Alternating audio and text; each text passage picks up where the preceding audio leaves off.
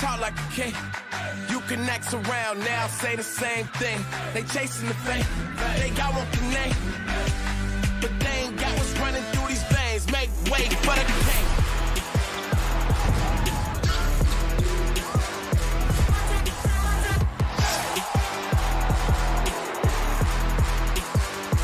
Make way for the big shots, big balls, big rings, big rocks, big bag, big moves, big cars, big man, big plan. Get lost, we've been this wrong. Look at me now, you can't hold me down. So give me the crown. We're not the same, we're not the same. We're not the same, we run everything. We're not the same, we're not the same. They ain't got what's running through these veins. Make way for the shame. Good evening, ladies and gentlemen, and welcome back to another stream here live on Mustang Media. And welcome to, senior night for this Cheyenne girls team. I'm Grant Knodel, not Aaron Knodel. Joining alongside me to call this one is Dan Wolf. Dan, how are you doing? I'm doing great. So for this one, it's the 4-16 Grand Forks Central Knights coming to West Fargo, coming to take on the 11-8 Cheyenne girls basketball team. The Cheyenne team, as of late, has been doing well. This Grand Forks Central team, it looks like, hasn't been doing as hot. What are your thoughts on this one? Well, you know, whenever it's senior night, you're kind of always wondering what you're going to get from seniors and you know, is someone going to try and do too much or those sorts of things. I think in talking to Coach Wingenbach, the idea of just, you know, stay in your lane, do your job, we have a game plan. If we follow that, we'll be fine. You know, West Fargo, Cheyenne just needs to win one of these last two games, and they should lock up that 4 seed. Even if Shanley were to win out, that would mean that they don't have to worry about a play-in game this Saturday. They can kind of rest and prepare for an opponent on Tuesday night, and that's going to be first and foremost in the minds of Coach Wingenbach. This Cheyenne team is on a 4-game winning streak, coming off of their latest win, or not a 4-game winning streak.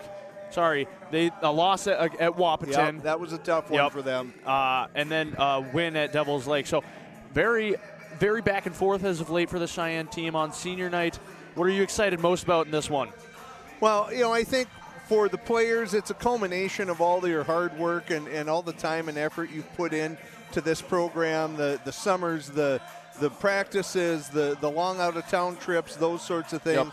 And so it's always great to recognize those seniors. But, you know, the big picture is, hey, we're trying to kind of tune up for an end-of-the-season run here, an opportunity for the EDC tournament, and looking to make a deep run there and hopefully at the state tournament. And so that's certainly what I think they're going to be looking forward to. And that's what I'm looking forward to.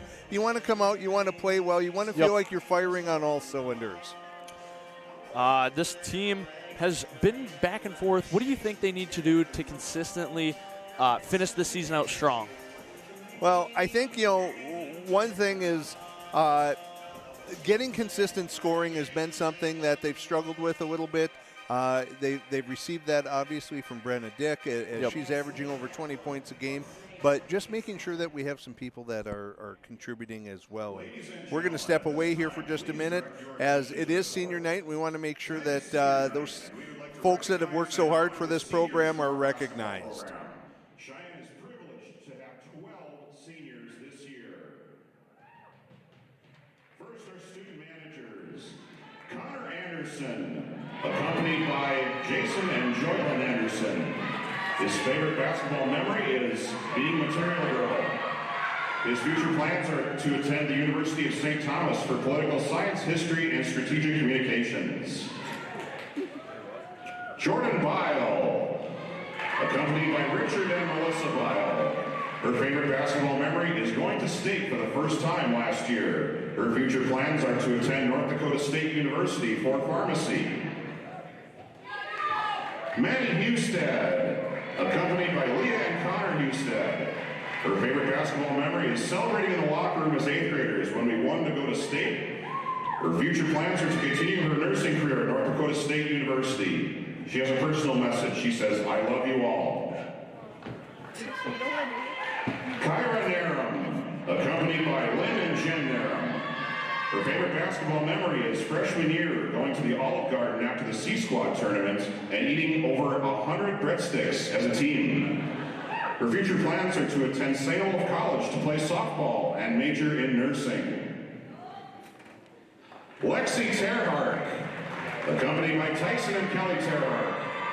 Her favorite basketball memory is playing with the Zoom and Coach Keith, always making us laugh. Her future plans are to attend Grand Canyon University and major in criminal justice. Carly Erlacher, accompanied by Keith and Robin Erlacher. Her favorite basketball memory is locker room celebrations with Wing. Her future plans are to attend the University of North Dakota for speech pathology and special education. And now our senior players. Peyton Breidenbach, accompanied by Terry and Jesse Breidenbach. Her favorite basketball memory is winning the last round in EDC last year to go to state for the first time. Her future plans are to attend Minot State University to continue her athletic and academic career. Caitlin Haas, accompanied by Preston and Autumn Haas. Her favorite basketball memory is getting to know our new coach. Her future plans are to attend Minnesota State University Mankato and major in nursing. Elena Holder, accompanied by Dan and Michelle Holder. Her favorite basketball memory is everyday moments with teammates, and her future plans are to attend North Dakota State University and major in civil engineering. Brooke Johnson, accompanied by Mike Johnson and Michelle Johnson. Her favorite basketball memory is qualifying for state last season. Her future plans are to major in nursing at the University of North Dakota. Maya Metcalf, accompanied by Mike and Andrea Metcalf. Her favorite basketball memory is getting to know Wing and Herder. Her future plans are to attend Minnesota State University Moorhead and continue her basketball career. Carson Sanders, accompanied by Brandon and Heather Sanders. Her favorite basketball memory is eating ice cream at State. Yum. And her future plans are to attend Northern State University and major in finance. Please visit the table in the hallway outside the gym to fill out a note card and tell our seniors how much you love them. After the game, there will be a social in the Commons. Please join us to celebrate all our seniors. Ladies and gentlemen, let's have one more big round of applause for our Cheyenne seniors.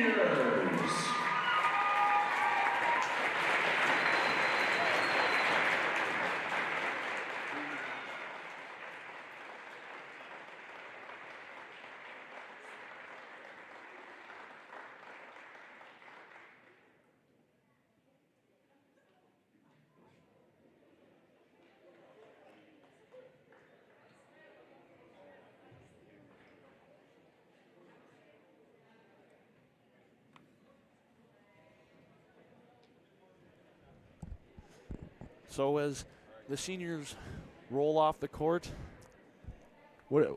this is always a bittersweet moment. Oh, it absolutely is. You know, again, as we said, all the time and effort you've invested into being a part of a program, and it's hard for coaches, it's hard for players, it's hard for parents.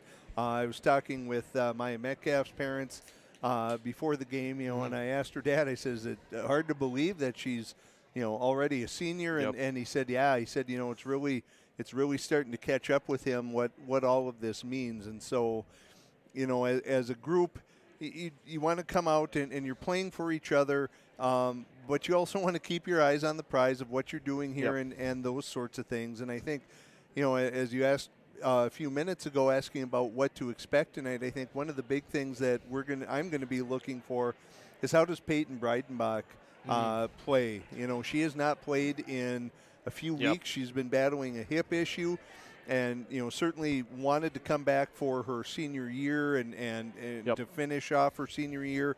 And so just seeing how she handles that, seeing how she's able to move out there, and if she's, you know, hobbled at all, or if there's any sort of issues with her movement and those sorts of things, is going to be something to look at. But I think offensively, you know, when they move the ball and get their spacing and get their looks, those are things that lead to success, and hopefully we're going to find the opportunity for multiple people to get involved in the offensive effort tonight. As you talked about things they need to do, let's take a quick look at the keys to the game in this one. First off, organized attack, getting on the same page, moving the ball is one. This team earlier in the year maybe struggled a little bit with that press, and once they got it across, they were good setting it up. So if they can set it up, they can use their size advantage, they can use their shooters, they can do well on offense. Absolutely, and we've seen Cora Metcalf coming off the bench more and more, and with her size, with the length with Maya Metcalf, Cora Metcalf, Carson Sanders, you have to use that size to your advantage. You know, there are some teams, Fargo Davies, for example, that is much smaller and quicker, and they use that to their advantage. For Cheyenne, you have to use the strengths that you have, and size is definitely one of those. And then secondly, defensive focus, man focus, good first step.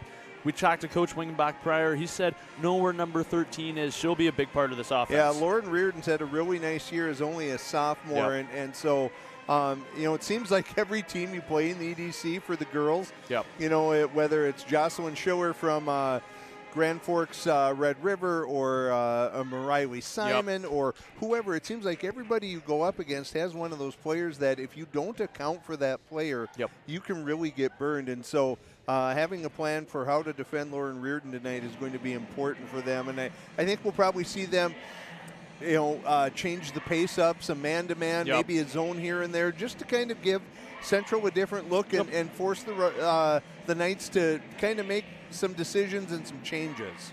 And then play for pride in each other. Yes, it is senior night, so the return of Peyton Breidbach on this night, as we talked about earlier, is a big key for this Mustangs. She's kind of a facilitator on offense. Whether or not she shows up in the stat books or not, she makes a big impact out on the court. Absolutely, and that's why, you know, I think for Peyton, what you want to do is really just get through this game with as little pain as possible. Don't worry if you score 2 points or 20 points or anything like that. Just, can you be out there? Can you be effective? Are you going to be an asset to the team and that you're not hurting the team by being out there?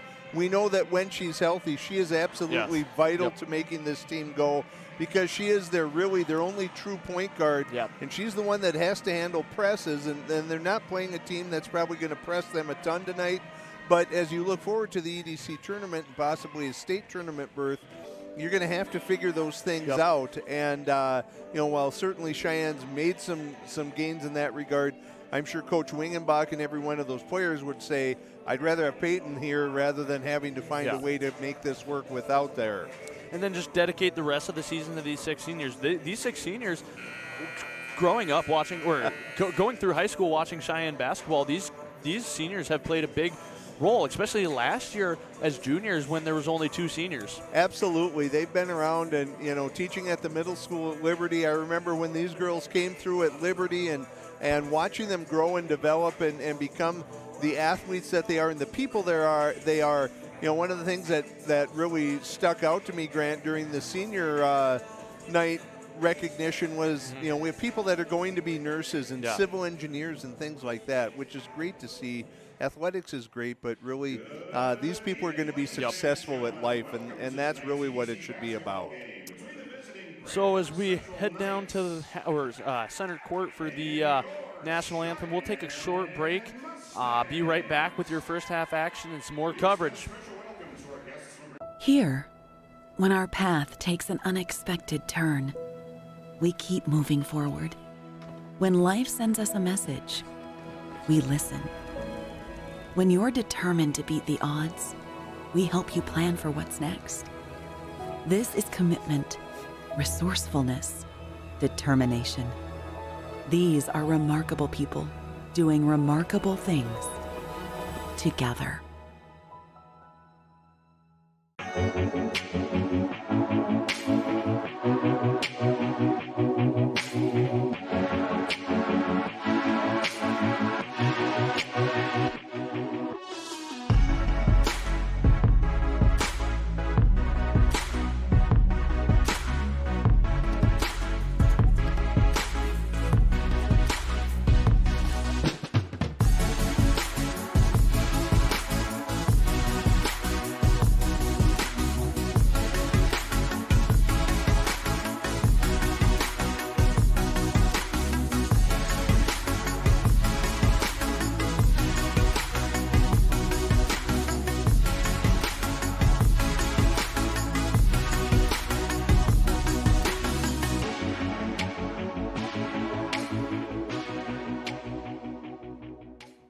what makes Touchmark special is how you feel when you walk into Touchmark at Harwood Groves. We often hear that it's like a North Dakota hug. I think it's the people that make Touchmark special. One of the things that makes Touchmark is the caliber of the team members here. You could ask them for anything, and they'll say, we'll take care of it. Every day that we walk in these doors, we really take time to listen to each other, to listen to our residents, and to be there and to be a friend.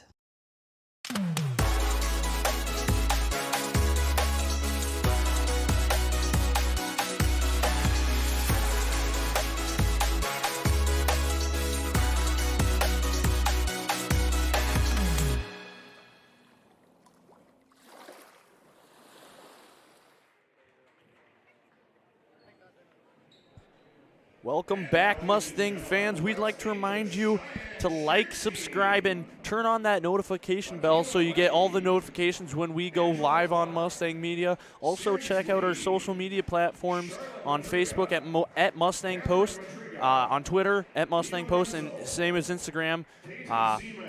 The graphics all show up on that.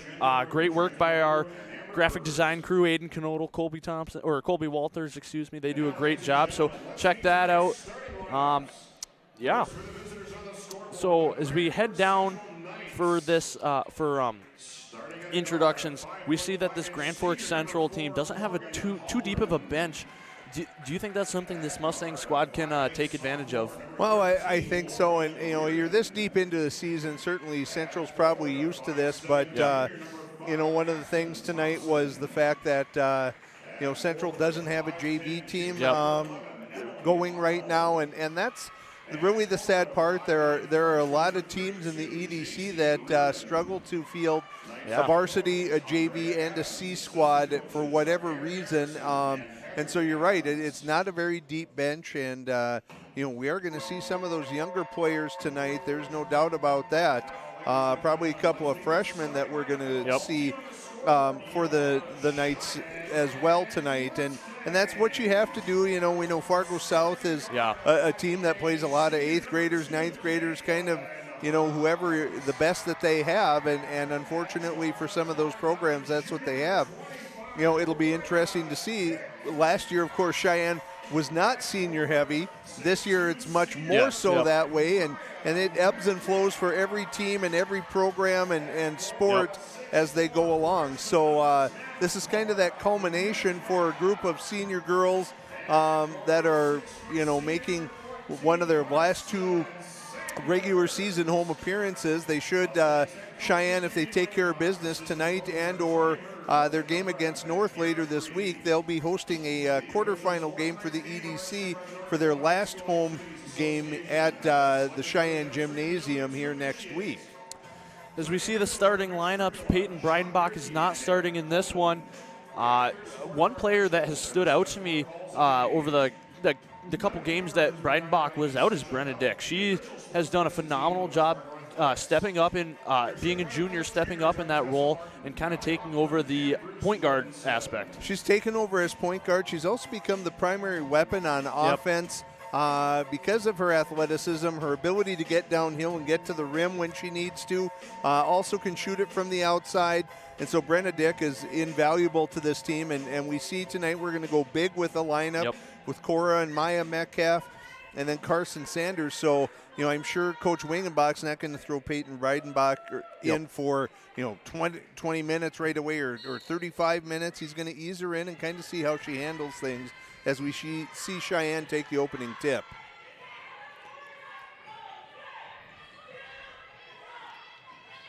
So as we get things underway, Carson Sanders has it on the wing, passes down to Brenna Dick. So a little 3-2 look there from Central as that one is long by Cora Metcalf. Good floater by Brenna Dick, and she gets that signature shot to fall.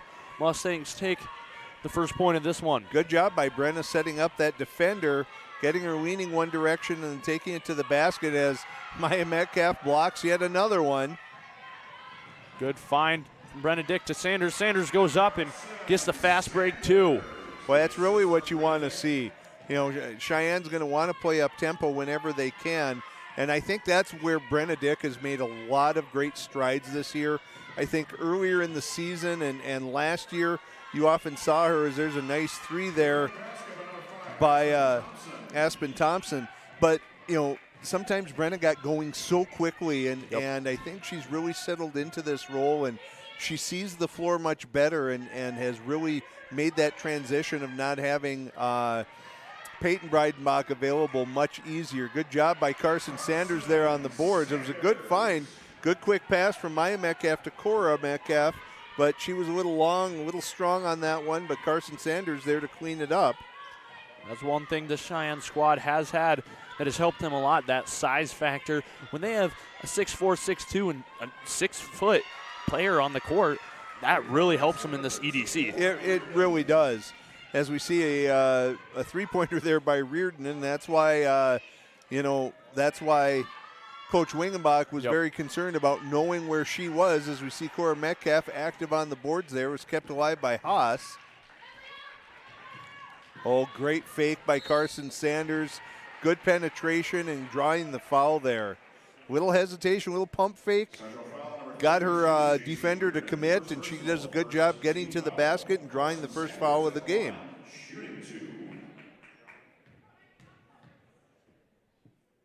Sanders' first shot. Rolls around, isn't able to connect.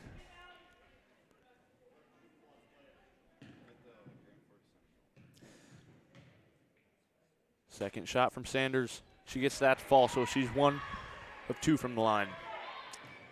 Decent-sized crowd here tonight, I would say, Grant, for this high school action. I spoke just quickly with Coach Andrea Adams of the Knights before the game and asked her how the roads were coming in, and she said they weren't great, and she said probably a lot better than going home. That's true. But, you know, it always seems to be right as you're looking to wind up the season. Of course, we have the possibilities. Brenna Dick fires from deep range.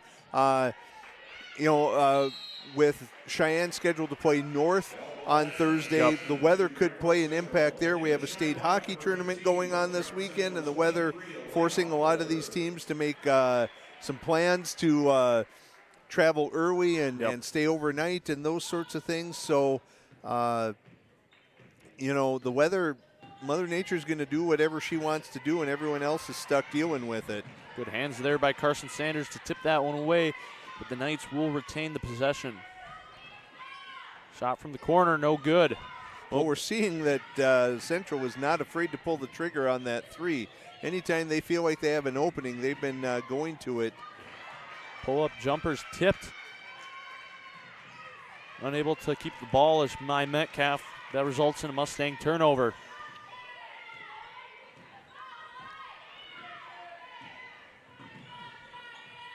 Reardon pulls up, deep 3, and she gets that to fall. Deep 3 by Reardon. I want to say that's all that Red River has shot thus far, and Central content to stay, in a zone here in terms of covering, or pretty loose look here as Maya Metcalf is short. Good job by Carson Sanders again on the offensive glass, and again by Metcalf. That's the one area that we said Cheyenne has to take advantage of, their size. But I think Central's only shot 3-pointers thus far. Yep, they have. Pass is tipped out of bounds, and that results in Peyton Breidenbach coming in for Caitlin Haas. It's a good ovation from the crowd. And whether Peyton plays super well or she shows signs of rust, you just hate to see an athlete who's been so committed to a program lose out on an opportunity to play and a chance to maybe qualify for state or whatever as a senior. You just want to see kids have a chance to participate. As we see, her presence is felt immediately as she steals the ball. And one. Great hesitation move, gets to the rim, draws the foul, and an and-one opportunity. And see that? That hesitation was great. And Coach Wingenbach and her teammates, I'm sure, are all sitting there going, man, I've missed having that around. So certainly no ill effects being shown by the injury in the early goings here by Peyton Breidenbach. Breidenbach shot, in and out.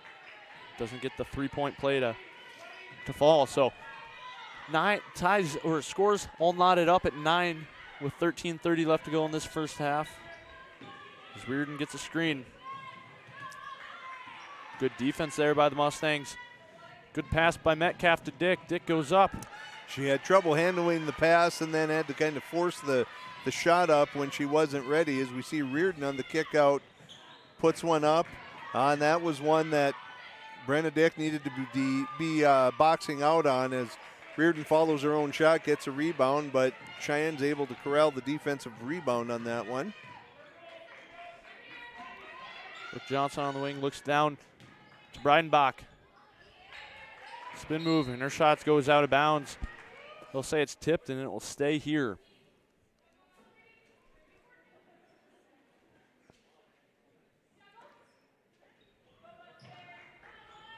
Metcalf gets the inbound pass. Drives in, puts up a shot. Yeah, she gets that little pull-up to fall. That was a mistake there by the defender, just closing out so far, respecting Maya Metcalf's ability to shoot, but that gave Metcalf the ability to get past her and pull up for that nice, easy look, as Reardon's long again on that three. Again, only three-pointers to this point for the Knights. That's just seems to be going to be their bread and butter, and they're going to live and die on that three-pointer, as we see Cora Metcalf and Hannah Herford enter the game for Maya Metcalf and Brooke Johnson. Oh, Elena Holder.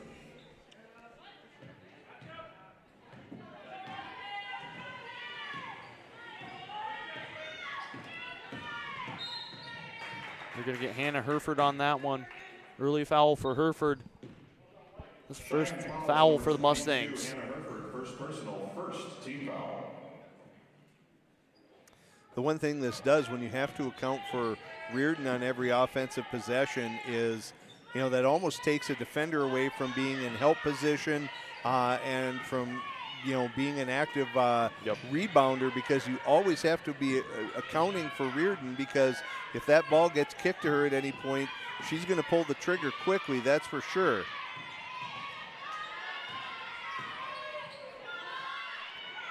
Shots off. Reardon able to get the rebound. Fresh 30 on the shot clock for Grand Forks Central. They're going to pull it out, try and set something up here. Algren guarded up top by Breidenbach. Doing a good job of making her work for that. Another three for the Knights, and that doesn't fall. Mustangs push it up. Brooke Johnson thought about it, kicks out to Breidenbach. Breidenbach from three. And she gets that to fall. Timeout taken by Coach Wingenbach. Mustangs lead 14-9 with 11:16 in this first half. That's a full timeout. We'll be back after the break. Hi, I'm TJ Yoshi here at Marvin headquarters in Warroad, Minnesota. The Lake Town way of life is appealing to so many people. We've got a thriving school system, coffee shops, breweries, restaurants, and hockey is the hub of our community. We're probably the last place left in Minnesota where hockey is actually free. The way Marvin supports the town supports Marvin is awesome. There's opportunities for you, work hard, self-educate. The sky's the limit here at Marvin.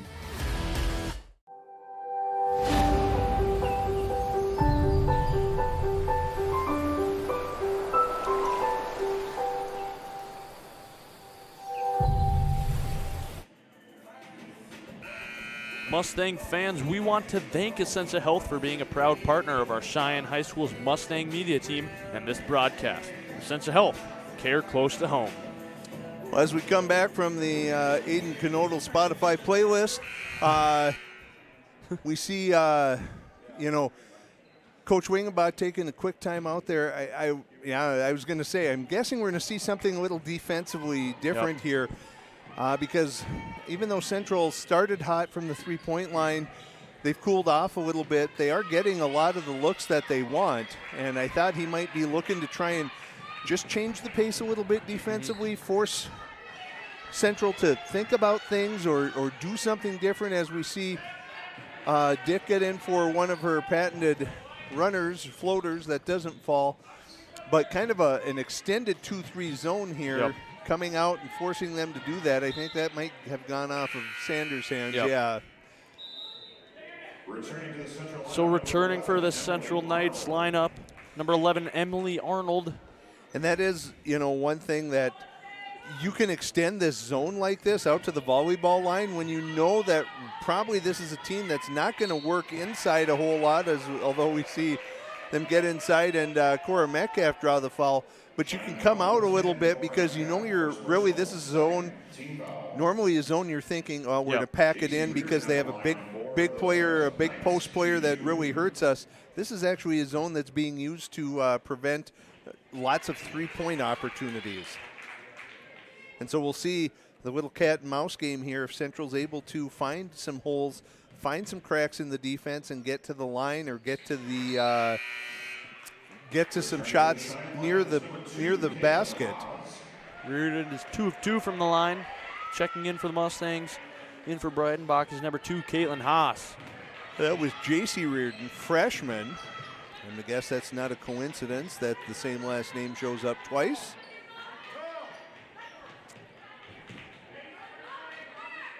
Cross-court pass to Metcalf. That's a 2. No good, but pulled down by Haas. Ball be knocked out of bounds. Mustangs will retain possession. And I think that was one sequence there where Coach Wingenbach wanted that ball to move a little faster. Yeah, force that defense to continue to rotate, to adjust to whatever it is you're doing. Too much standing and looking and trying to make a decision. Yep. If you can keep that ball moving quickly like they are this possession, and they missed Sanders there, she was wide open under the basket. That's going to give you much better looks, and it's going to actually provide better rebounding opportunities. As we again see this extended 2-3 zone that Brenna Dick gets a hand on, and a jump ball eventually that'll go to the Mustangs. There's that high tempo motor from Brenna Dick that she's shown throughout the season. Just a scrappy, always going for the ball, fast break type of player. And some players just have that knack. She just kind of has a nose for the ball. She takes chances defensively, but it seems more so than not, it's the good risk that she takes. She doesn't end up putting herself in a bad situation. It really is. And it doesn't expose her teammates or anything like that. It's not a lot of times that the Mustangs get burned on that, as we saw Brooke Johnson try a 3, unable to connect. So under 10 minutes to go, Mustangs are up by 3 as Morgan Hallgren drives in. She's fouled by Metcalf. They switch back to man on that sequence, and immediately Hallgren looked to expose that and attack the rim, and she's able to draw the foul from Maya Metcalf. She'll go to the line for 2. First shot, a little hard off back iron, no good.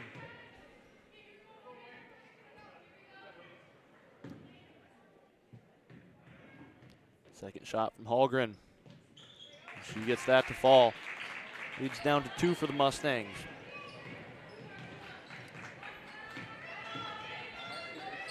Johnson on the wing, kicks the Dick in the corner. Kick out pass. Again, good ball movement and got the look that they wanted. Not a bad shot, especially for a shooter like Maya Metcalf there. Fast break layup doesn't go, but Hallgren gets her own rebound, dribbles out. Allwager's shot is good from 3, so Knights take the lead with that one. And there's going to be a travel extra step there by Carson Sanders. Holder in for Sanders now. We're going to see the extension of that zone again. No, man.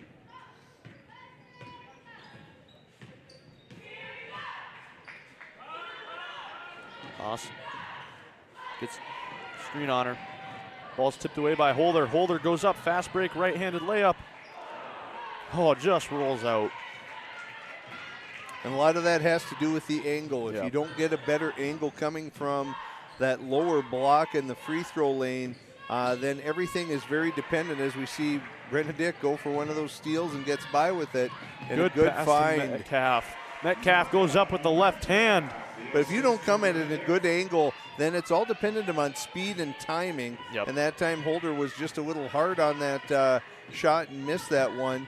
A little better angle for Metcalf there, and a good assist by Brenna Dick, as that one's not going to find the range by Holwager. Dick drives in, puts up a left-handed shot. She's fouled. She'll go to line to shoot 2. And that's another thing she does really well is avoid contact, and she forces those defenders. The defender knows they're not going to get to draw the foul, and so that defender just wants to lean ever so much out there to try and draw some contact. But more times than not, that's a blocking foul that's called instead of a charge. So in for the Mustangs, number 3, Peyton Breidenbach, and number 2, Hannah Herford. Again, as you pointed out earlier, Grant, not a very deep bench for the Knights. You know, so I would think if you're Coach Wingenbach, you want to keep that rotation going. When you go 8, 9 players deep, keep throwing fresh bodies at them. Make them work hard offensively and defensively, and give your team a chance to really put Central in a hole, you know, where they're really tired, and there's going to lead to breakdowns on defense and those sorts of things, as the Mustangs have a chance to extend their lead, which currently is 3 points. Breidenbach on the wing, cross-court pass to Herford. Herford drives in with that right-handed floater, no good. Pulled down by Holder. Holder goes up. Nice job by Elena Holder, just tipping that, keeping it alive as she was continuing to move. Gets control, puts it up, back and in, and the lead is 5. And here's a chance, you know, as we're at 7 points, and they're going to get Holder there on a reach, I think, or at 7 minutes to go. You know, this could be one of those dangerous times for Central that if Cheyenne can put about 3, 4 good possessions here in a row, this lead can grow to double digits just like that. And so that's something Central's going to have to be careful of. Reardon guarded up top by Breidenbach. Shot by Holgren off. Almost saved by Metcalf, but she passes it right back to the Knights. As Holgren shots off again.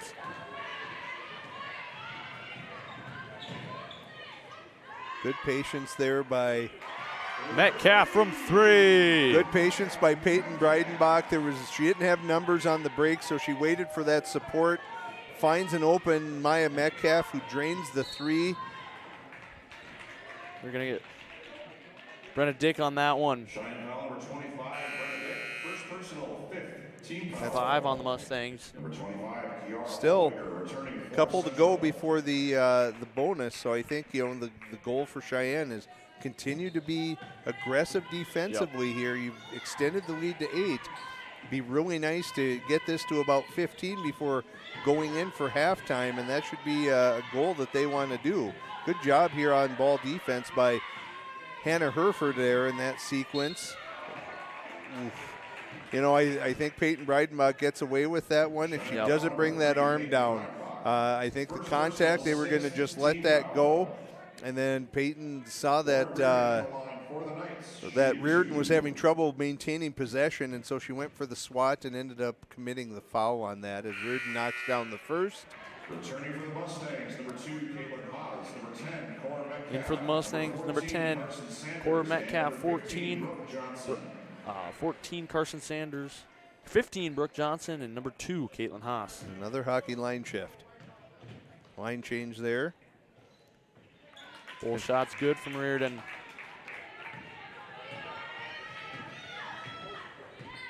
Haas bringing the ball up. Johnson in the corner. So this will be interesting. They don't have a real shooter on the floor here. I would think you want to try and get the ball to Cora Metcalf, as they're kind of bailed out there, as a foul's going to be committed, and Herford's going to go to the line for 3.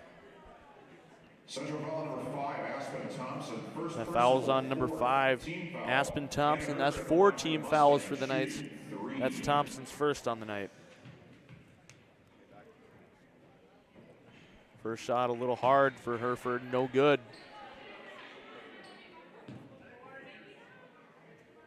As we see Ethan Ron chewing his gum intensely.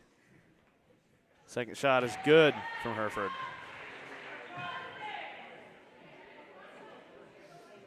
Ref reminding Lauren Reardon that this is a 3-shot opportunity there.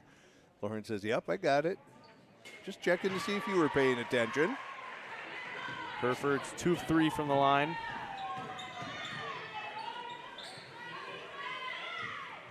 Reardon drives in baseline, kicks out to the corner. Good ball movement by the Central Knights. They found Holwager there. Gets that fall.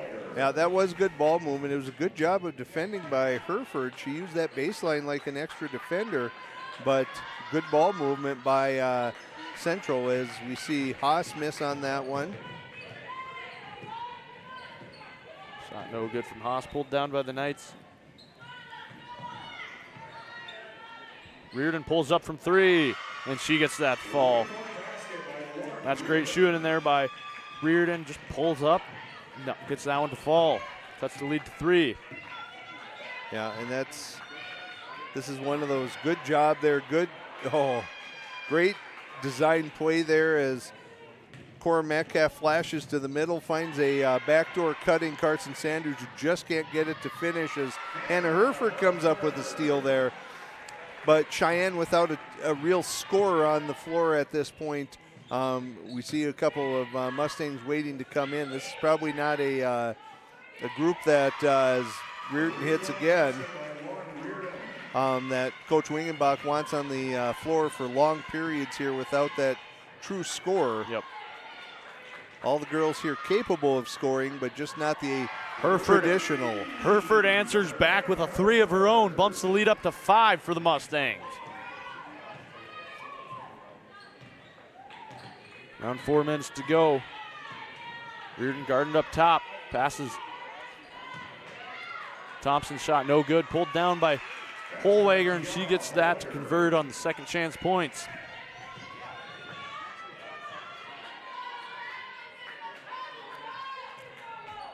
Not sure how Holwager was able to get in there in the middle with no Mustangs around, but that's how it turned out, as there's a good backdoor cut by Carson Sanders. Once again, has trouble finishing at the rim. Good looks for her.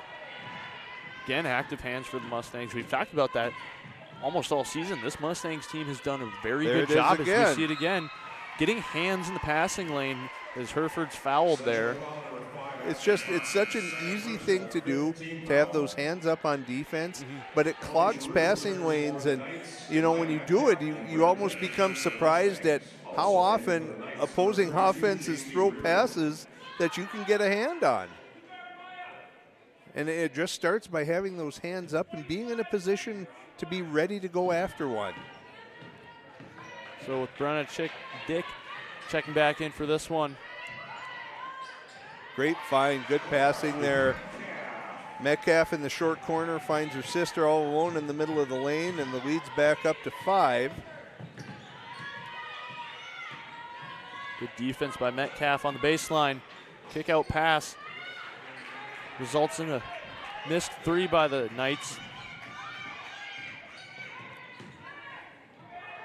Sanders tries one of her own. Hard pulled down by Reardon, excuse me. Ooh. Dick's gonna pick up that one. She'll pick up her second there. I mean, there was contact, but I don't know that was necessarily a foul. But regardless, that's what the ref saw. So the second team foul, and that will put Central at the line in the bonus, as Lauren Reardon will go to the line for a 1-and-1. So Brenna Dick comes out. In for her is Elena Holder as well as Hereford.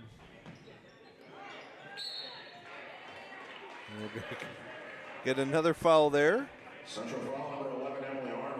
Quick foul on Arnold. That's 6 on the Knights, so one more and the Mustangs will be shooting a 1-and-1.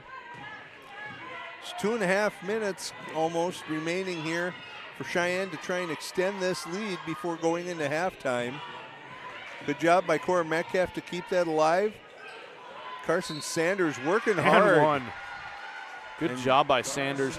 She's done a good job of that all year, grabbing that board and putting it right back up for the easy 2. And we've also seen a couple games from Carson Sanders where, even if she doesn't end up with the steal or the rebound, she does a lot of the little things that maybe don't show up in a stat book that go a long way towards allowing your team to win as she converts the three-point play there, extends the Mustang lead to 8 at 2.5 to go. And they're back to that zone look, that extended 2-3. Just needing to, good job there. Again, getting the hands in passing lane. This Holder shoots from 3. Unable to fall. There's a foul on the court. I think they're going to get. They're going to get Sanders with that one. Personal 8th team foul.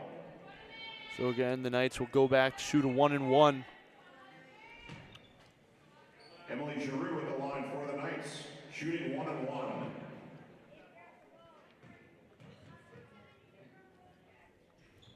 First shot's good. She'll earn a second attempt.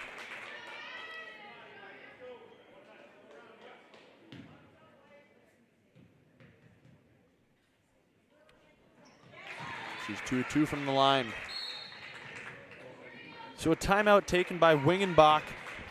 Mustangs lead 35-29 with 2:16 left to go in this first half. We'll take a quick break. Be right back.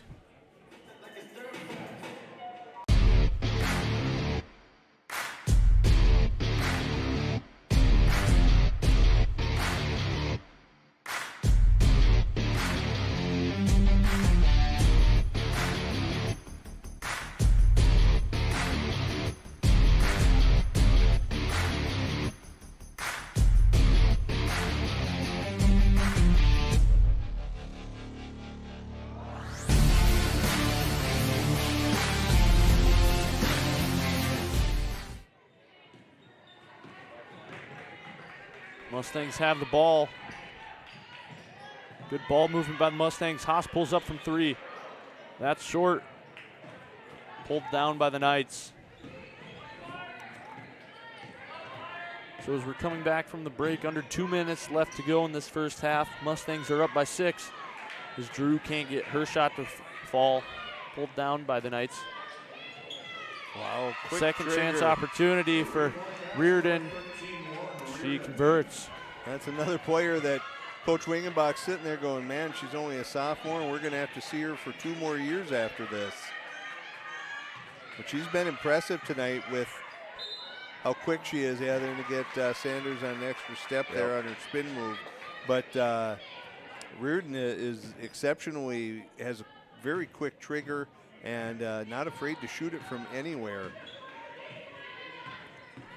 Coach Wingenbach right on with saying that we needed to know exactly where that player was on the floor. Drew pulls up from 3. Hard off back iron, pulled down by Metcalf.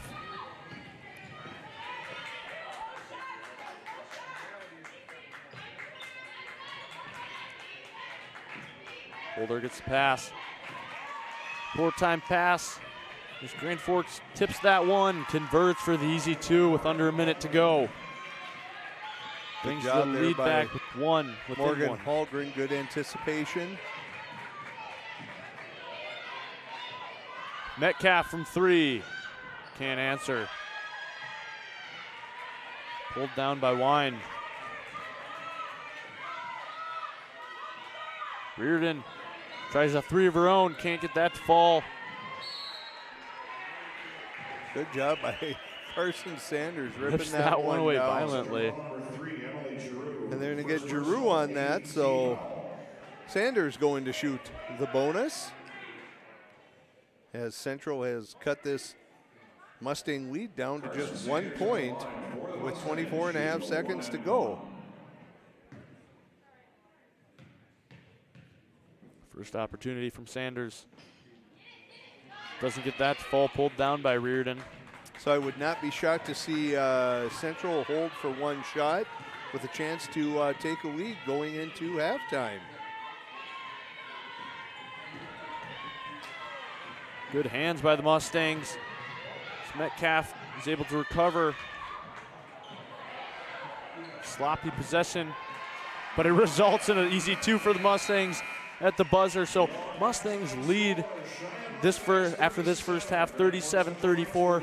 If you're Coach Wingenbach, you're happy about the defensive, but you still need to crack down on that, on the shooting. Yeah, Lauren Reardon has really been the thorn in the side of the Mustangs. I would guess she has the better part of half of the Central points in the first half, and so, you know, when you have a game plan that says we've got to know where number 13 is, to let a player like that get as many good looks as she's gotten, that's got to be frustrating for Coach Wingenbach. I mean, legitimately, that last basket was very fortunate for Cheyenne. So they're fortunate to go in with a 3-point lead here at halftime. And, you know, I don't think any major changes are needed, but certainly some things that need to be tweaked and kind of addressed here if Cheyenne's going to come out and be able to maybe contain Reardon a little more in the second half and see if they can put this one away. So we'll be right back with some first half analysis after a short break with some commercials. We'll be right back and get you some of that. Hi, I'm Nick, and I work at Marvin. So my team implements technology in manufacturing, so I quickly became really impressed with manufacturing as a setting for engineering. For an engineer, it's kind of a playground. Here at Marvin, specifically in the signature group like we are in Grafton, it is high volume, high option, meaning you have to make a lot of product, but it's always different. I never expected finding a great job like this kind of out here in a small town. Come work at Marvin. It's a great place to work.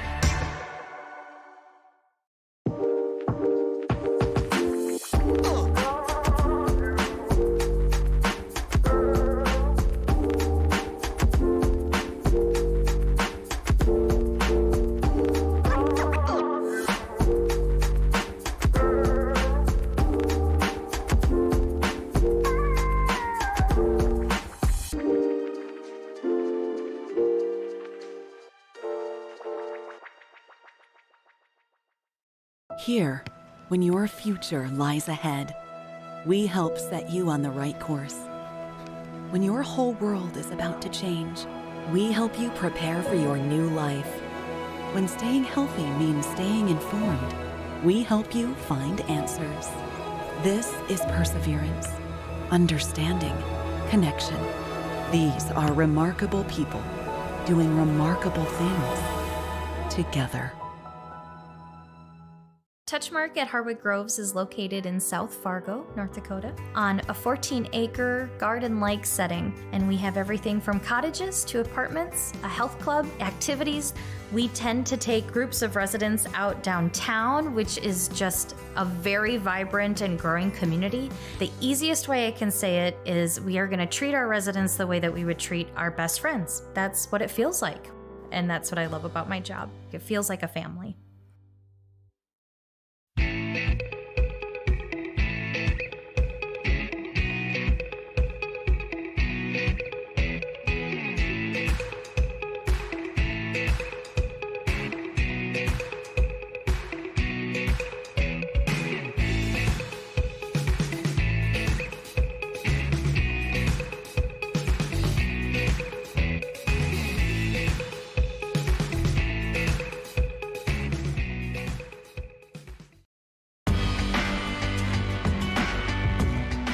I chose a career in manufacturing because I wanted to come into work and not be at a desk all day. So with my role, I get to be out on the floor and working with other people, and then come back to my desk and try and solve some of the problems that they're facing.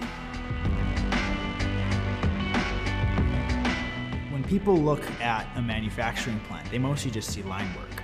But there's a lot more going on behind the scenes that allows you to explore different kinds of network interfaces or problem-solving situations. There's machines and computers and human interface devices that are constantly being innovated into a manufacturing workplace.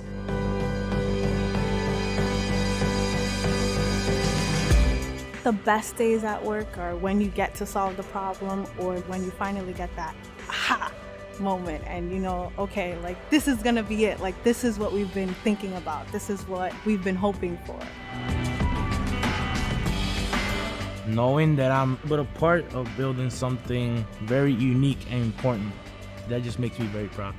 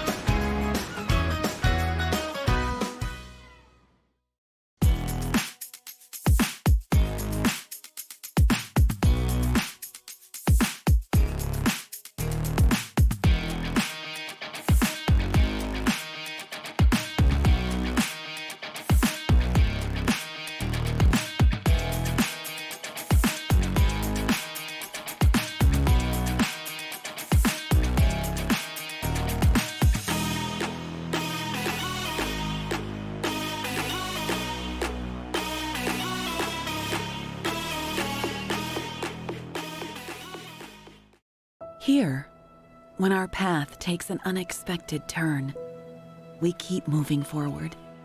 When life sends us a message, we listen.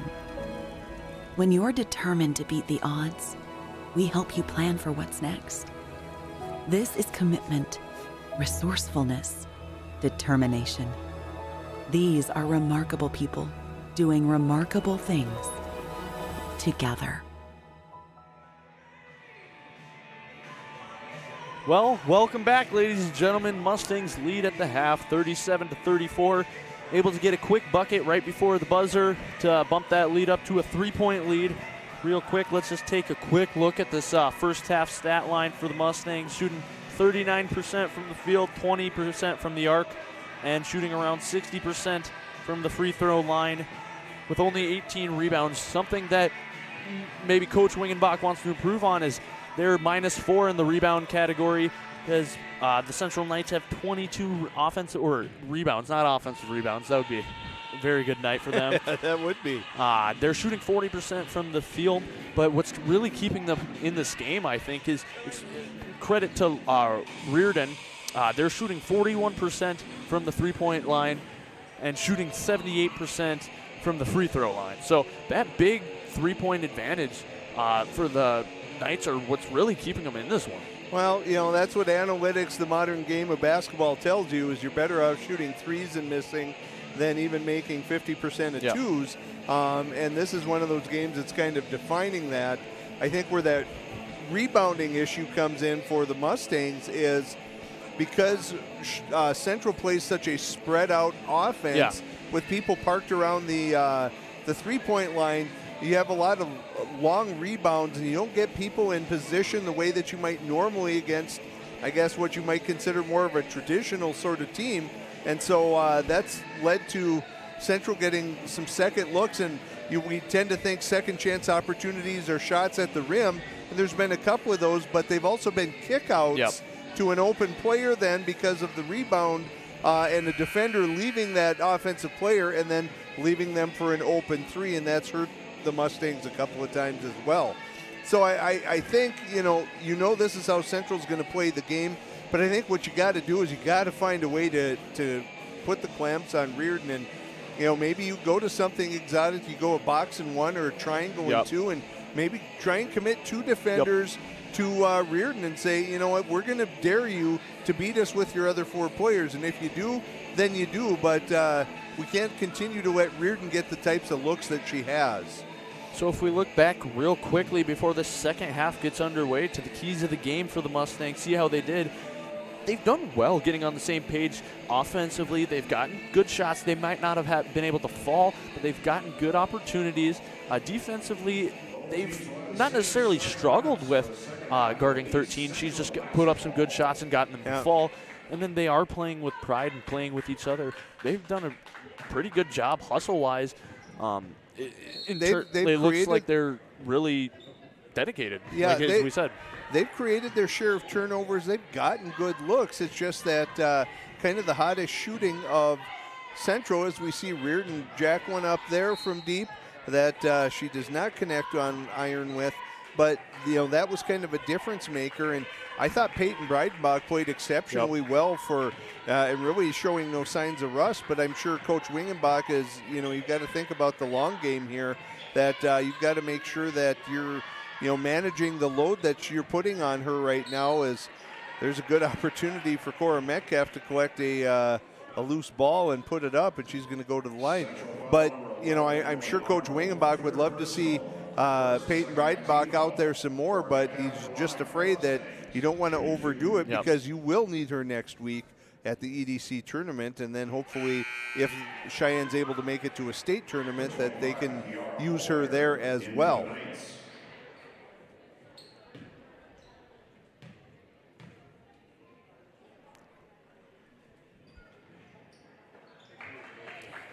As we see Central come down with that one, Metcalf 1 of 2. Good job by Carson Sanders pulling that one in. Haas is going to push tempo here. No numbers, so she's going to pull it out. Cheyenne's going to look to set something up here offensively. Haas gets back on the wing past the Sanders. Brenda Dick up top, drives in. Good pass, good find to Sanders. Sanders wasn't set on that. Nope. She knew she was open and that she should shoot it, but she hadn't really actually set her feet and gotten a good look at that one. And you want to take open shots, but at the same time you need to be set and ready for them. Because that didn't draw iron, there's only 8 seconds left on the shot clock here, so Cheyenne needs to be aware of that they don't have a ton of time before getting a shot put up here. Inbound pass finds Sanders. Hands it off to Dick. Dick pulls up, deep 3. No good, pulled down by Reardon.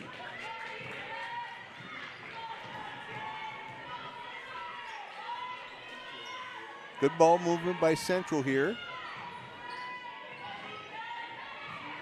Everyone having trouble connecting here to start the second half. Some cold shooting. But Central, another long rebound that they are able to corral as an offensive rebound. Thompson up top. Past the Reardon. Guarded by Sanders. Good job by Carson Sanders not giving in on that. Shot clock under as 10 is Hallgren go to the basket, but it's blocked by Maya Metcalf with only 4 seconds left on the shot clock here for Central. I would think they're going to try and get the ball to Reardon and maybe something quick from her. But it's going to be Holwager. Pull-up jumper no good, pulled down by Metcalf. So a slow start to the second half for both teams. As everyone's trying to get back into the rhythm of the game. Good find by Cora Metcalf there. Good job going to the rim by Carson Sanders, and that'll send her to the line for 2. And that was a good pass by Cora Metcalf because she passed Carson Sanders open. While when that ball left her hands, Carson Sanders was not open, but she put it in a good spot, knew where Sanders was going, and Carson ended up with it. She misses the front end here. We'll see if she can convert on the second.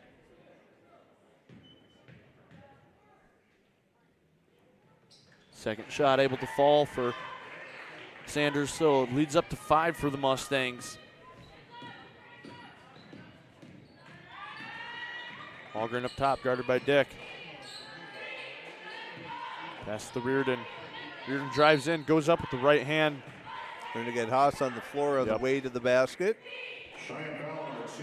That's Caitlin Haas's first, Cheyenne's first of the second half.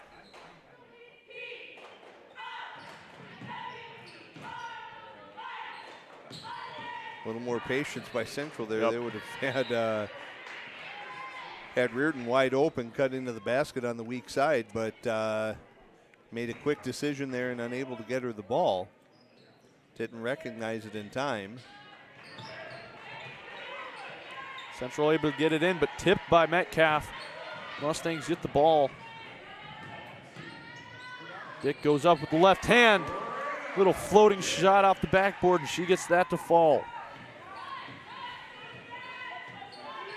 And again, showing you how comfortable she is going right or left. They're going to get her, there's a kick there. But nice job by Brenna Dick there with that left hand soft off the glass. That's a tough running shot. There's going to be a timeout here, I guess, on the floor. We'll stick around, talk about how this second half has gone so far. Well, again, I think it was a little bit of a slow start for both teams thus far. And granted, we're only not quite 3 minutes in, but they seem to be much more committed to being aware of where Reardon it is and saying, hey, we're just not going to let you beat us. It has led to a couple of offensive rebound opportunities for Central because of that spread offense, but so far that hasn't hurt Cheyenne, and they've been able to extend their lead by 4. Maybe we'll see something a little different, a little exotic here on defense coming out of this timeout here from Coach Wingenbach. But I think, again, just staying with your offensive philosophy, making sure that we're moving the ball, getting girls involved. Cora Metcalf's done a nice job of passing on the interior so far tonight. And I think using your size advantage on offense is paying off for Cheyenne.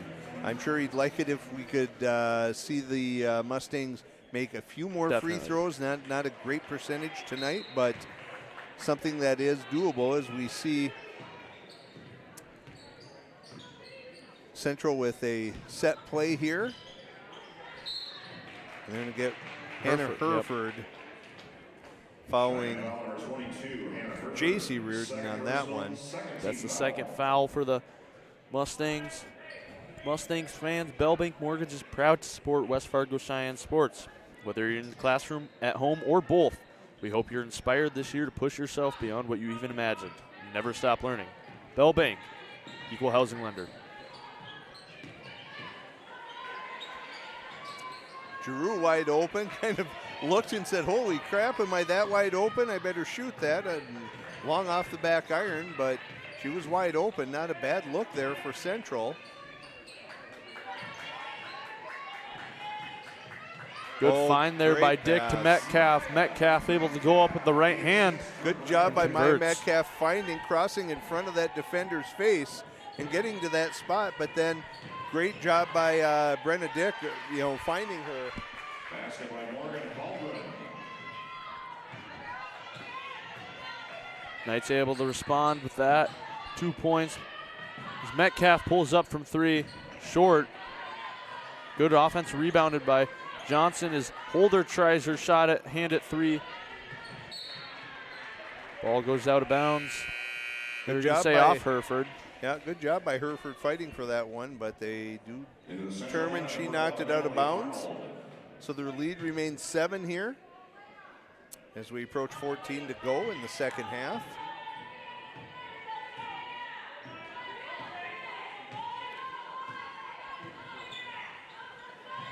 Again, good hands by the Mustangs as Metcalf intercepts that one. Again, I think, if they can find that soft area inside in the middle, but they need someone flashing in there. Brooke Johnson from 3. Off back iron, no good, but good offensive rebound again by the Mustangs. Dick tries her hand at 3, no good. Giroux going to come up with it. Good jump stop. Unable to convert though, and as we see, this has definitely gone up tempo in the last couple of minutes here. Good job by Brenna Dick stopping that one. Didn't really see an opportunity, so she just played it smart and pulled up her dribble. Good pump fake, floater from Dick. Won't get that to fall. Good recovery by Hannah Herford there. And she's going to draw a foul from Giroux. Breidenbach's going to come in for Brooke Johnson. As Hallgren will leave for Thompson.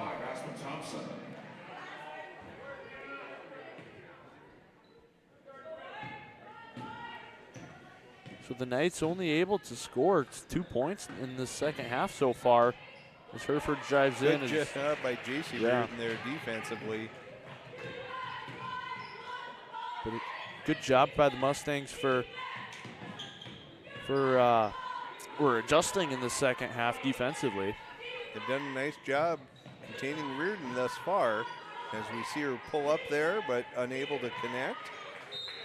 They're going to say that was off of Central. Last touch by them, so Cheyenne an opportunity to extend this lead to 9 or 10.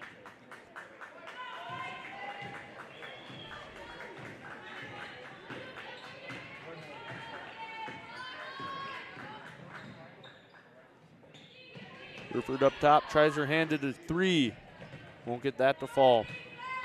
So three-point shooting in the second half has died off a bit for both squads as Reardon drives in with that right hand and won't get that to fall. There's a charge. The offense foul there on Hereford.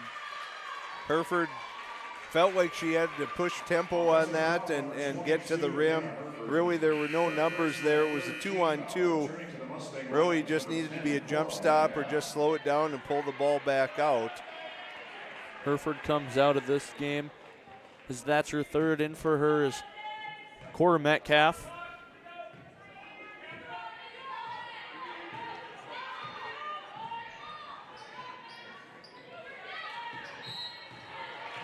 We're going to get Breidenbach on that one as she reached in and took that one.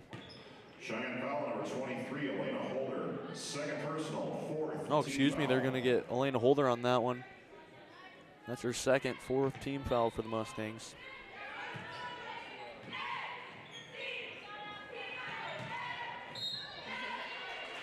Boy, that one was so far off that no one was really expecting that ball to come off the far edge of the backboard that really put Cheyenne in a bad rebounding position there. Not much they could do about that as Maya Metcalf picks up her second. Good job poking that one away by Holder. Ooh, that was close. Maybe might have gotten away with the track. Hard to say. The refs didn't see it that way. Good job by Cora Metcalf staying with that. Picks up the foul from J.C. Reardon. That's something that's really nice to have with the Mustang size, is that ability to have 3 different lineups in with 3 different players and still have an advantage height-wise. Absolutely. With Metcalf being 6'4". And you can go all big, or you can, as you said, just have one of them in. Really gives Coach Wingenbach some flexibility there as to how he wants to approach that, depending upon who your opponent is. As Metcalf goes 1 for 2, the lead is 8. A little pressure applied by Cheyenne. Good hesitation there. They're going to say it was on the floor, but good hesitation move there by Reardon. Cheyenne foul number 10, Cora Metcalf, second personal, 6th team foul. So that's 6 team fouls for the Mustangs, 2 fouls for Cora Metcalf.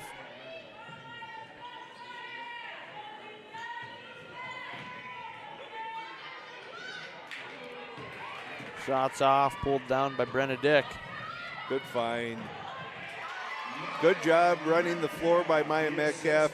Good recognition by Brenna Dick and finding her there. And again, this 2-2-1 press, something new that we haven't seen Cheyenne do a ton of. Good trapping opportunity there. They get Reardon in the corner. She gets out. Shots off, pulled down by Reardon. And that 3 is finally good, as they're finally able to crack a 3 open in this second half.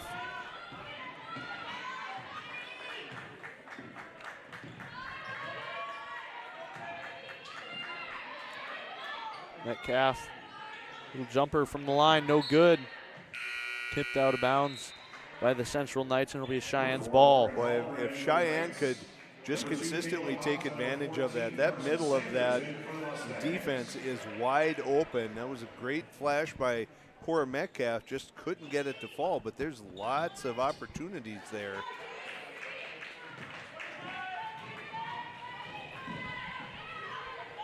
Central pushing pace up court. Reardon tries to string a couple together. She won't get that to fall. Good handoff to Metcalf. Metcalf goes up and one. Good job by Metcalf, just trailing Brenna Dick right there. Gets the handoff. Was able to go and convert. You know, and a lot of times a player isn't going to be hustling down the court because they feel like they're trailing the play. But Maya Metcalf keeps it going all the way. Brenna Dick finds her, and we get a three-point play out of that, and the lead is up to 10. I think the first time we've seen double digits in a Cheyenne lead tonight. So just under 10 minutes to go, and the lead is 10 for Cheyenne. And Central's going to have to find a way to get Reardon involved, or somebody's going to need to start making some shots here as they turn it over again. And there's a look for Holder, and she converts. Pushes pace. And that's going to be a timeout from Central. So Central takes a timeout. Mustangs lead the Central Knights 51-39 with around 9:30 left to go in the second half. We'll take a short break. Be right back.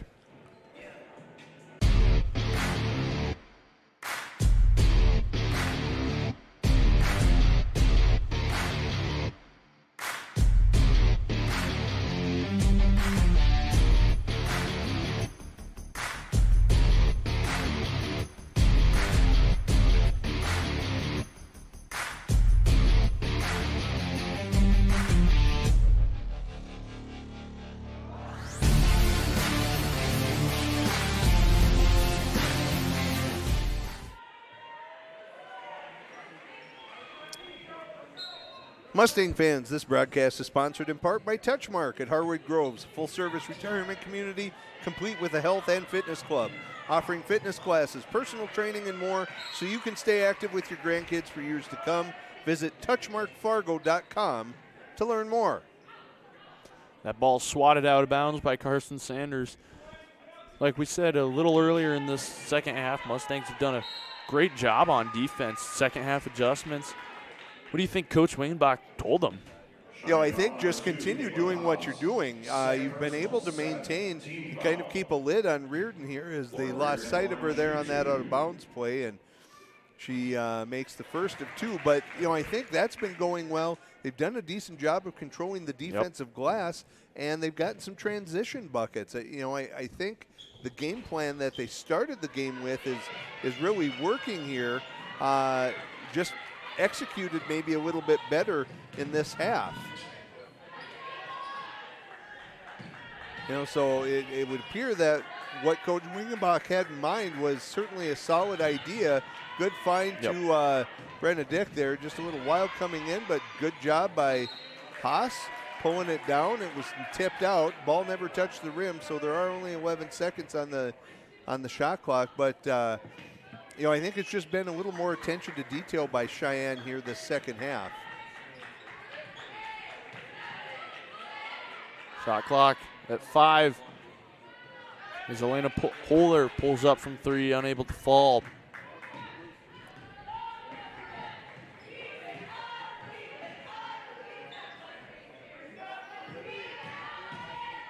Drives in right hand, and Reardon, the younger Reardon, gets that to fall. Good defense by Metcalf, but just a great drive by J.C. Reardon. Not afraid, not intimidated by Metcalf's height, and just attacked at the basket and converted there. Dick shot goes out of bounds. It'll be the Knights' ball. Still a 9-point lead for Cheyenne.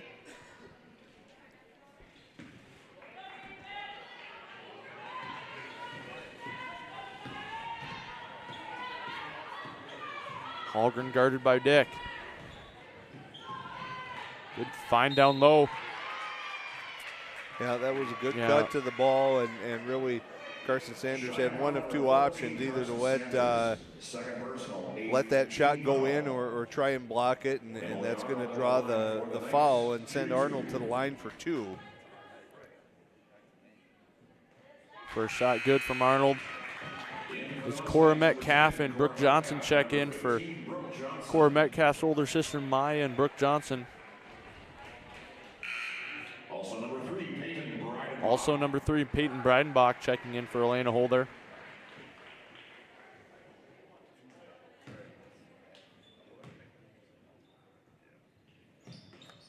Second shot no good, so able to be 50% from the line.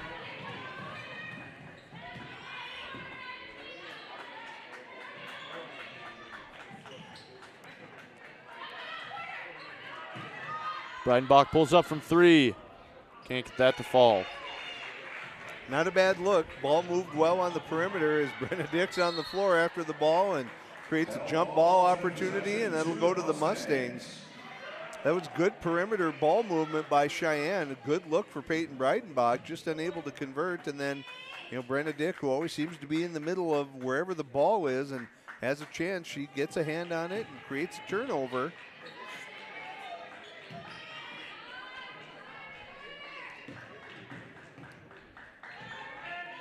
Haas with it, pass to Johnson. Want to have that ball move a little faster. A lot of standing here and waiting for something to happen, and that's a bad situation to be in on offense. Breidenbach pulls up from 3, can't get that to fall. But that 6'4" advantage down low, and Cora Metcalf gets the rebound, puts it back. When she gets a little stronger, she is going to dominate on the glass in this league. And Holgren's pass just a little too much to handle there, but Cora Metcalf, you can't coach size. No, you can't. It's either you have it or you don't, but you can make her stronger, you can make her faster, and as she develops more, she's only a freshman, that's going to make a huge difference for this Mustang crew next year, that's for sure. Good job, good attack by Breidenbach. That's going to draw a foul on Reardon. J.C. Reardon on that one. That's 4 on her, and that would certainly hurt Central, as we're going to see Holwager come in for her.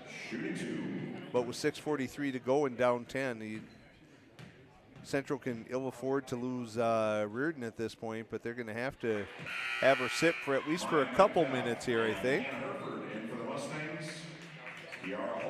So if you're Coach Wingenbach, as Breidenbach went up and got fouled hard there, do you necessarily tell her, don't play less physical, but maybe you don't need to necessarily put your body out there? I think it's a thing where you can't tell a player to not do the things that come naturally for them. And, an injury can happen at any point in a game to any player.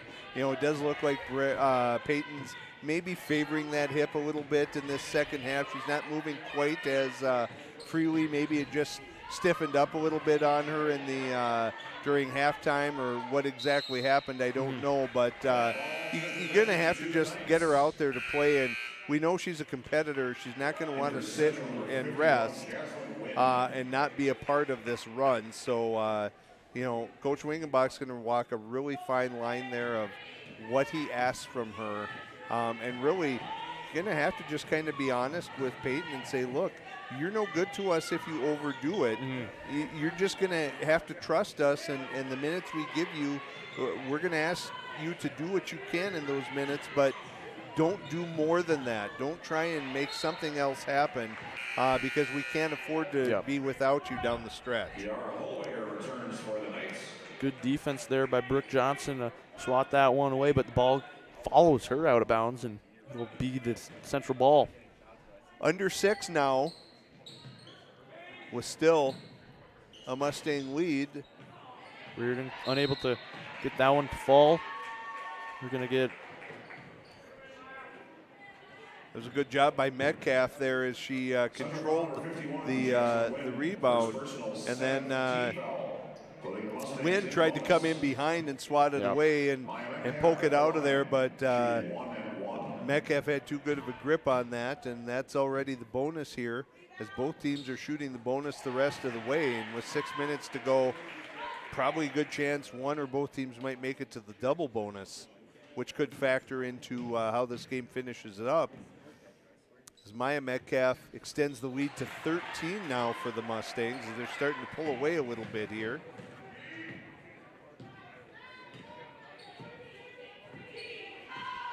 Reardon gets a screen from Wynn, puts up a shot.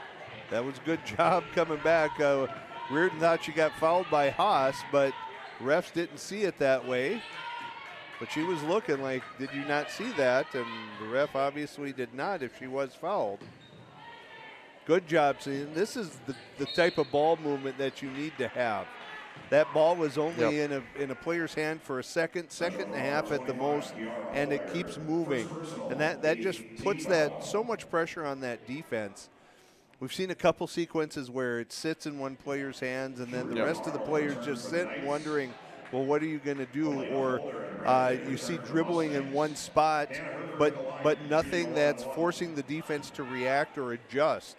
So that was a really good sequence, and it's going to lead to Hereford going to the line. And she makes the first. That's also the shot you want, that little that free throw line jumper. You know, if you can get to the paint and put that up, and you know how active both Maya Metcalf and Carson Sanders and Cora Metcalf have been tonight. Carson Sanders maybe fell asleep on the bench there and forgets to check in for the Mustangs. So a player came out, but a Mustang did not go in there, and Carson Sanders said, oh, yeah, I remember I was here for some reason. Anyway, she's on the floor in a 15-point lead for the Mustangs as we approach 5 to go here. This is a really, really important time for Central. They're going to have to make something happen, and throwing it away is not what you want. Good patience by Brenna Dick, holding on to it, kicking it out. Good rebound by Maya Metcalf. And I think Holwager got a hand on it, but hit it off of Maya Metcalf's foot or leg, and so it's going to go back to Central here. Thompson checks in for Holwager. Good crossover move there. But again, active hands by the Mustangs. Giroux dribbles into trouble, but gets it out. Shot no good, pulled down by Sanders. Certainly not the same type of shooting performance that we saw in the first half from Central. There's a great pass there from Carson Sanders. Little short-armed on that one by Hannah Hereford. She could have had that one, but unable to connect. Cheyenne stays in this 2-3 zone. Always trying to be mindful of where Reardon is. Good job, good anticipation by Brenna Dick. Good move there, getting around her defender. Again, so now if you're Cheyenne, obviously if an opportunity presents itself to go for an easy transition bucket, you take it. But otherwise, there's no need. When you're up 15 and 4 minutes to go, the clock is your friend. You want to burn as much of that shot clock as you can and only take the shots that you want. And it's the ones that, because you've worked the ball around, that provide you an opportunity with a good look. As Sanders, and I would think if we looked at the free throw percentage, has gone up dramatically for Cheyenne here in the second half as well. That's been a big factor. Ball's tipped out of bounds by Holder. That'll be Central's ball.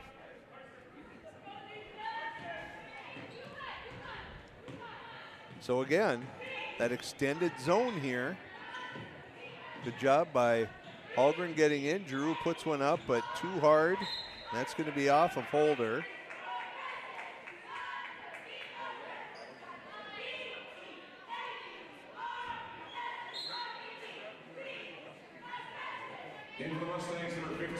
Brooke Johnson replaces Hannah Hereford.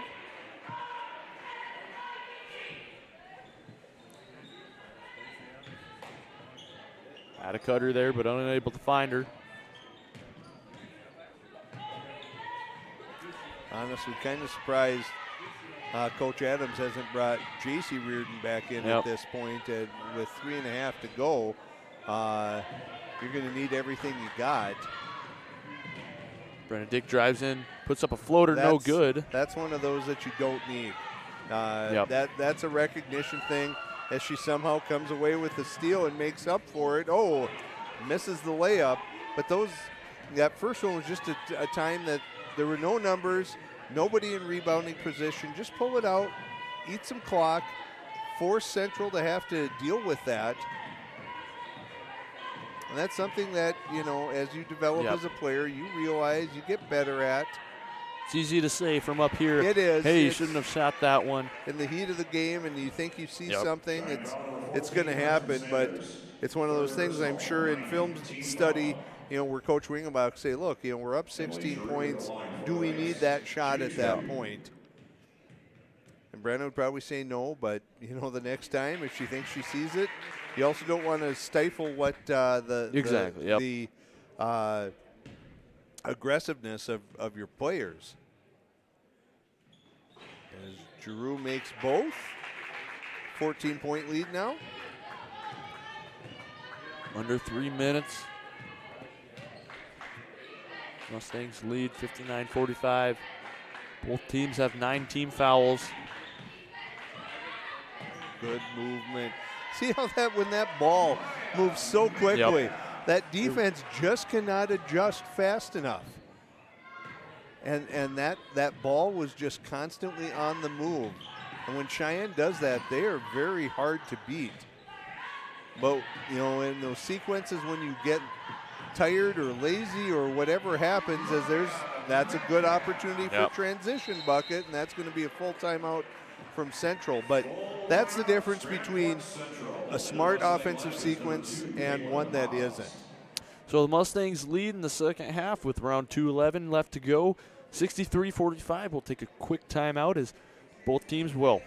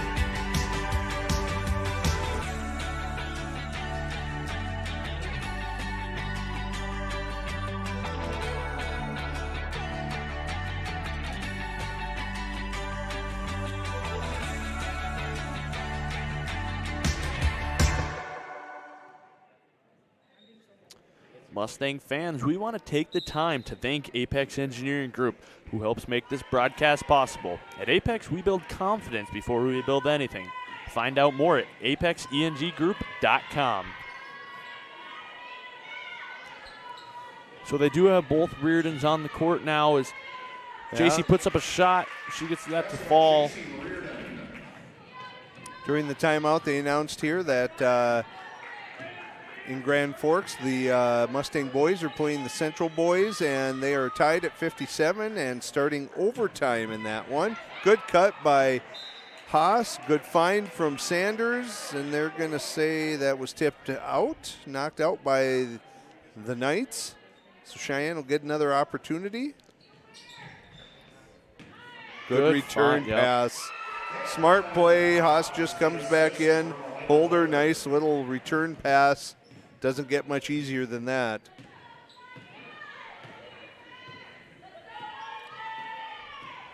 Drew with the screen. Going to leave Metcalf on Lauren Reardon, but just a good job of holding her position, not biting on anything, and forcing Reardon into a forced shot that didn't have much opportunity to go in.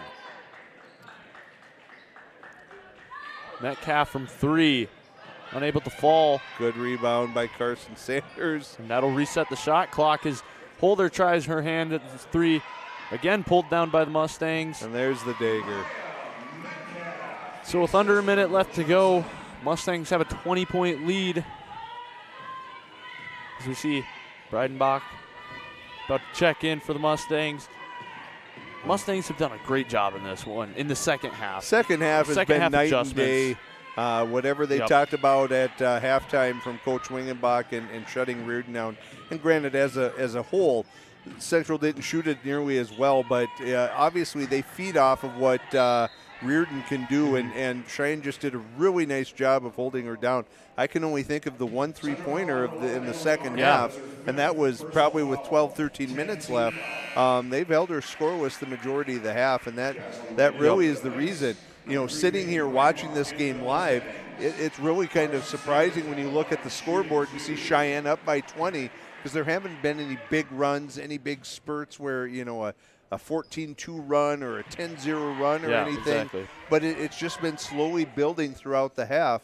And, it applies to every team. When you have that game plan, if you don't execute it from the beginning, you really run the risk of giving yourself such a limited chance to win. And I don't know if Coach Wingenbach, I don't see him as a huge yeller, but I would guess he wasn't happy with the lack of awareness of where Reardon was each possession in the first half. So whatever he spoke to them about made a definite difference. And just through a well-executed game plan, you go from a 3-point halftime lead to a 22-point win.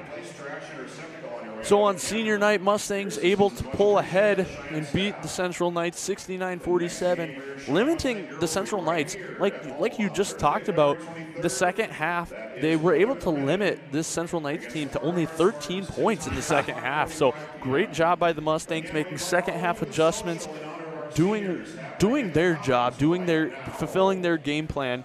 As we'll take some look at some highlights throughout this one. What are you most impressed with? Well, I think if you went back to our keys to the game at the beginning and just ticked them off, the second half was exactly what they wanted to do. They are so much better when the ball is moving and when their spacing is good and their rhythm is good on offense. We saw that time and time again. A few exceptions of not, but really excellent job that way. Knowing where number 13 was, huge in the second half. Using their size, controlling the boards, especially on the defensive end in the second half. You can just go down the line and check those off. And it's not a shock, when athletes execute that game plan properly, the result is really favorable. Certainly we're hoping that Peyton Breidenbach made it through the game with limited soreness. I mean, I'm sure it's going to be sore, that she knows what she signed up for and everything. Again, Coach Wingenbach, that tough task of how much do you let her play when I'm sure she wants to play every minute that she can. But really just reminding her that, you're vital to our success, and so we have to be smart and really conscious about how and where we use you in each game setting. So if we take a look back at these full game stats, Mustangs able to shoot only 34% from the field and only 10% from the three-point line. But they held this Central team. Central team at the half was shooting 40% from the three-point line. They held them to 8 of 31 with a 26% effort. Only, like you said, only 1 3 in this whole second half. So kudos to the Mustangs defense. I think that's really – You said there wasn't that really big spurt. It was just that defense. It was just a consistent effort in the second half. They got some transition opportunities we're seeing on the highlights here, and just a really good job of executing that game plan and shutting it down. And if you're watching the highlights, you see a definitive difference in the way Cheyenne moved the ball, the way they moved, the way they defended in the second half. So really a great job. And as you're, again, it seems like just a couple weeks ago it was December and the whole season was in front of us. But this is a team that, one more regular season game and the EDC tournament, and this locks up a 4 seed for them. They're going to play a week from tonight, and this is the EDC tournament, and you're going to want to win that one and set up a semifinal matchup against a Red River or a Davies or a West Fargo. That'll be the big test and an opportunity to qualify for state. And, of course, that's what every team is looking for, is the ability to punch that ticket so that they know they're returning to the state tournament. So with this 69-47 win, the Mustangs secure at least 4th place in the EDC. Chances to move up to 3rd with West Fargo, depending on how that one turns out. Is the Mustangs really impressive? Their second half, their ability to just come back and focus on their game plan and perform. And nice to have Peyton Breidenbach back. That's great to see. As we said during the broadcast, it's you hate to see any player that is unable to complete a senior season, or that has to deal with injury. Sports are tough enough when you lose games that you feel like you had a chance to win, or when your season comes to an end because of a loss. But then when it happens because of injury, and injury that you can't control, that's what's really hard. So it's great to see her back. Like we said, I hope she comes through without any major pain from this, and she's able to continue to get on the floor and see significant time and be a leader and a difference maker for her teammates, who are certainly pulling for her. So with this win, Mustangs improve their record. Valley, or who do they got next up on the Fargo North? Fargo North. Scheduled right now for Thursday is a doubleheader. Girls at 5:45, boys at 7:30. I believe that'll be senior night for the boys. I believe we have the FM Acro team scheduled to perform at halftime of Thursday's game. Obviously, this is all dependent upon the weather. After all, we live in North Dakota. But if it can't go on Thursday, it has to be Friday, because the EDC tournament begins on Saturday. So it's one or the other, Thursday or Friday, and that will wrap up the season for both of these teams.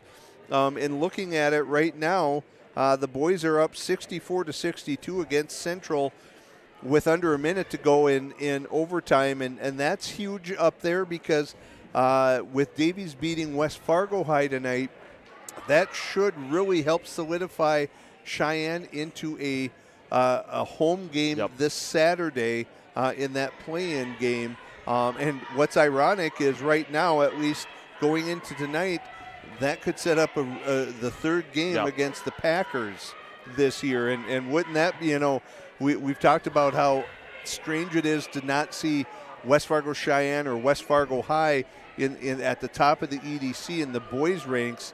But, I guess a great consolation prize is to have those two having to fight for that play-in opportunity into the rest of the EDC tournament. So that would be an exciting one if that were to be how it turns out. All right, so Mustangs win 69-47. For all of us here at Mustang Media, we thank you for watching. I'm Grant Knodel. I'm Dan Wolf. Have a great night.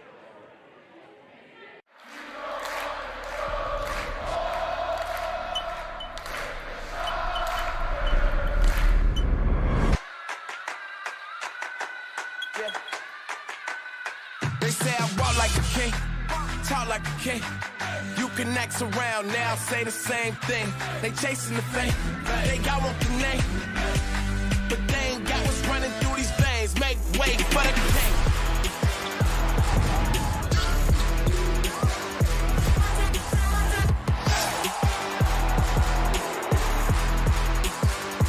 Make way for the big shots, big balls, big rings, big rocks, big bag, big moves, big cars, big man, big plan, get lost, we've been this wrong. Look at me now, they can't hold me down, so give me the crown. We're not the same, we're not the same, we're not the same, we run everything.